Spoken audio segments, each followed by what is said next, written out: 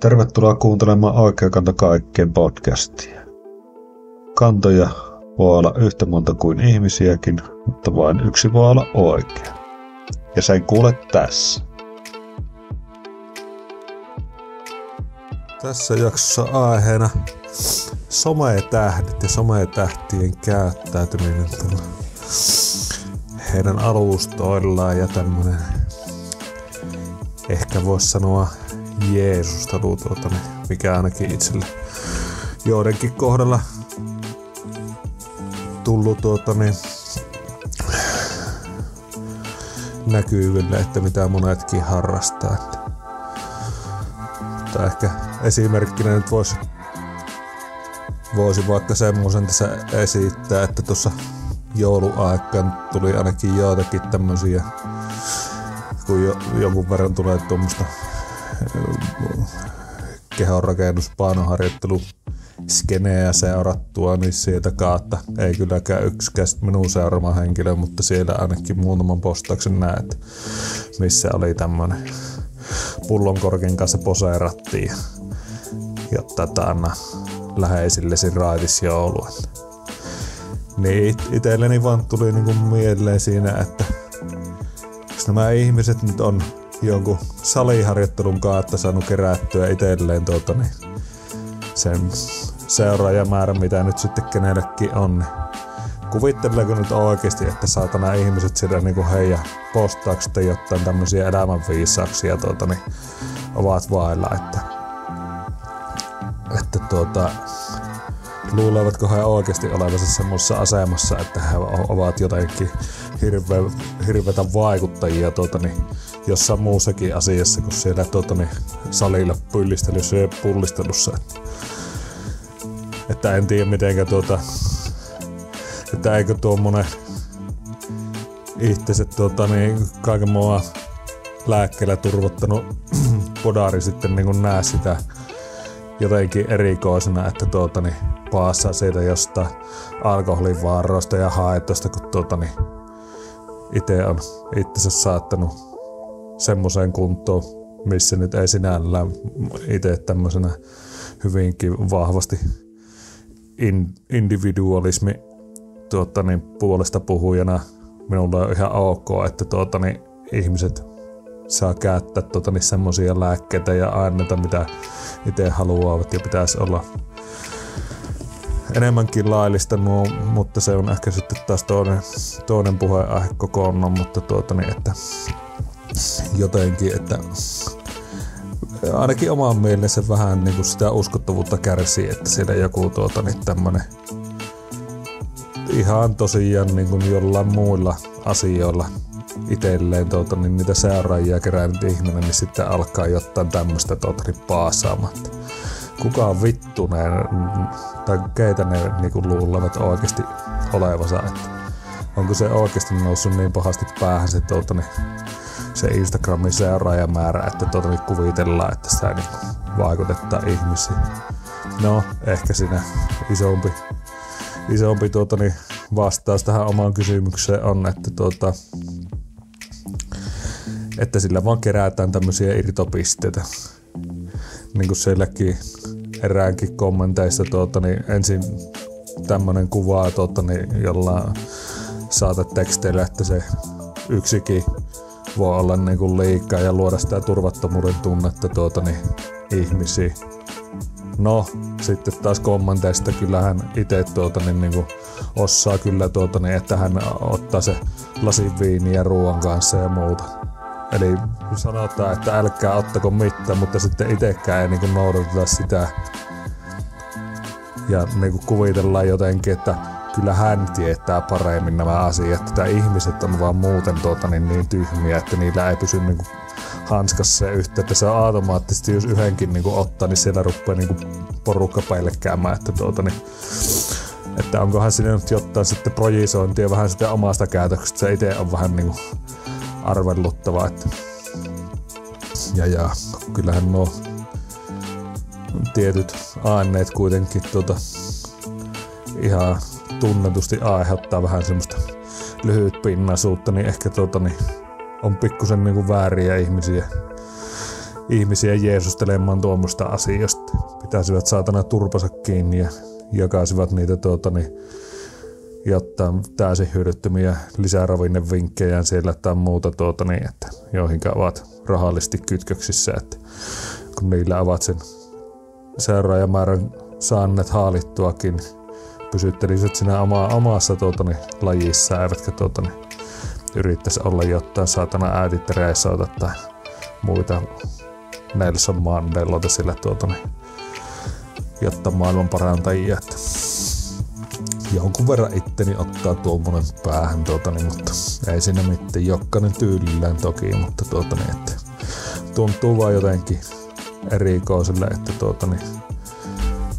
ehkä se seuraajamäärä sitten jotenkin, että jos siinä ne samat tyypit joka kuvaa on kommentoimassa niitä samoja liekkiemoja ja muuta, niin sitten sitä ei käsittää, että se on hyvinkin pieni määrä, että jotka sillä nyt oikeasti niinku niitä semmosia faneja ja suuri osa on kuitenkin semmosia, että jotka nyt sitten on sattunut jonkun hyvän kuvan vaikka näkemään ja ovat sitten ruvenneet seuraamaan.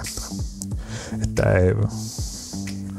en usko, että ja toivottavasti heidän niinku mielipiteillään nyt sinällään ainakaan semmoista asioista, kun jos he nyt siitä treenaamista tietävätkin jonkun verran, niin ei se tarkoita sitä, että he niinku kaikista asioista tietäisivät kovinkaan paljon.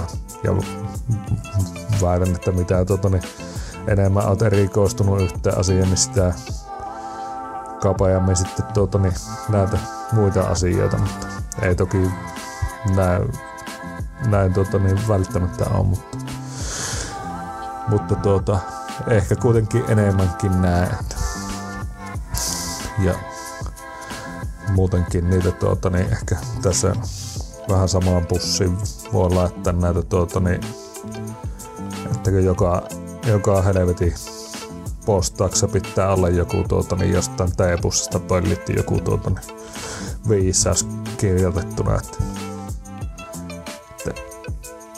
hirvetä jättää motivaatiolauseita että on se niinku jotenkin vähän jotenkin älytön, jos se nyt jollekin jotta voimaantumista aiheuttaa, niin mikäpä siinä, mutta kyllä ehkä kannattaisi se elämänvoimavarat jostain muualta ehkä yrittää ammentaa itselleen että ennemmin kuin tuommoisesta jonnin joutavasta sanahelinnästä. Mutta mikäpä siinä, jos tosiaan jollekin hyvää oloa ja voimaantumista aiheuttaa, niin on se tietysti positiivista, mutta väitän, että no ainakin yhteiskunnallisesti merkitykset on aika olemattomia. Ja ehkä muutenkin nykypäivänä tuntuu, että sitä arvotetaan ihmisiä nyt vaikka Instagram-seuraajien määrällä, että wow, jollain on 100 000 seuraajaa, niin se on pakko olla jollain lailla joku että hänellä on hirveästi jotain annettavaa maailmalle. No mä en nyt jumalata niin menee, että noilla persekuvilla ja muilla, että kun osaat sitä somea hyvästi tehdä, niin saa kasvatettua, että toki tietysti pitää olla jonkunnäköisiä ulkoisia apujakin siihen hommaan, mutta eihän tuolla että jos nyt vaikka tästä voimailuskeneestä niin tämmöiset isot tekijät kansainvälisesti, joilla ihan oikeasti on sitä tietoa ja taitoa tähän alaan ja jotka esittää niitä faktoja, jotka perustuu johonkin tutkittuun tietoon. Faktoja varauksella ehkä sen termin kanssa, mutta ainakin mitkä tällä hetkellä nyt, mitä tiede näyttää, että nämä on niitä toimivia tapoja, ja siellä on läheskään niin paljon seuraajia. Sitten kun se on tietysti vähän tylsää mutta sitten joku joka on kehittänyt jonkun mullistavan treenisysteemin, että tällä keinolla poltat lihasta 4 viikossa 40 kiloa, että kun syöt jääpaloa ja pää alaspäin roikkuu jostain rekkitangosta ja samalla työnnät jotain kaakaapapua ja peräsuolla, että tämä on se juttu, että tätä ei länsimainen lääketiede halua sinun tietävän, että tämä on salainen keino. Ja sitten jos sattuu olemaan tööttärit ja